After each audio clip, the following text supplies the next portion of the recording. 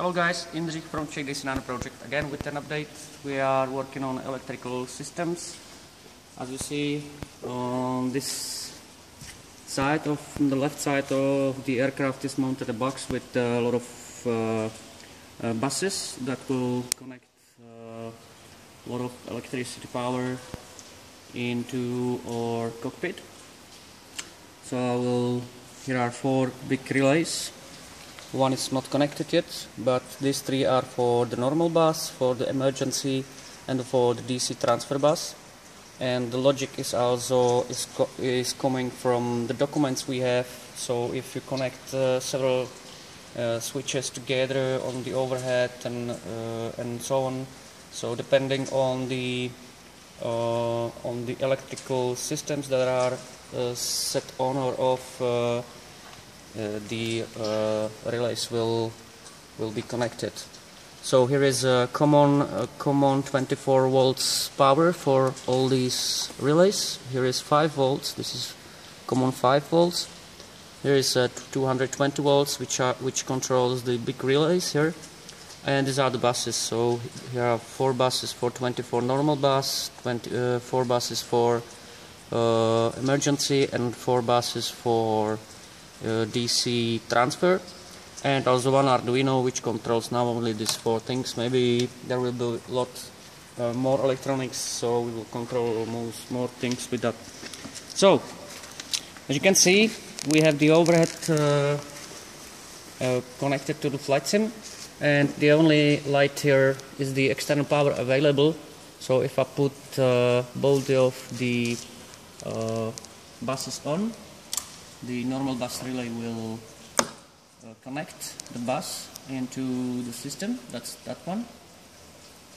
And for example, if I press the emergency power on, the emergency bus is now connected, and also the DC transfer is connected. That has a lot of logic in it. So as you see, the emergency power is shining. So if I turn it off again, and that's how it works basically. Now let's continue a little bit up. You see, we put all the back from the circuit breakers away, and there are 2 new wires here connected. That's the first 2 wires we connect a couple of minutes ago. There are 2 bigger wires. That's the bus supply. So these two lines of circuit breakers are connected to 24 volts buses, and this circuit breaker is for the briefcase and map light. So if we go now into the cockpit, you can see the map light up here. One map light is shining, the other 2, and the left briefcase light is also shining. The right will be shining too, but the wires are in the front, so we need to move them to the back. And now here is the circuit breaker, map and briefcase, and if I turn it off, the lights are off now. So the circuit breaker do exactly what it does when the aircraft was in service. So if there is any problem with the light, the circuit breaker will most likely be thrown off. And see, the dimming is working. Next thing, we need to connect the light plates. There is backlight. And if I go now back to the overhead, and you see the lights are shining still, and if I turn off the power, the light must go off, and they are off now. So that's how we do things.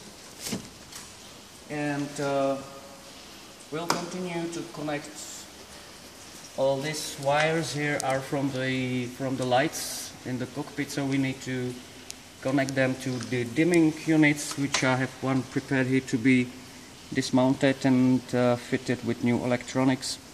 And then it will also be connected to the corresponding circuit breakers, and will go to the buses.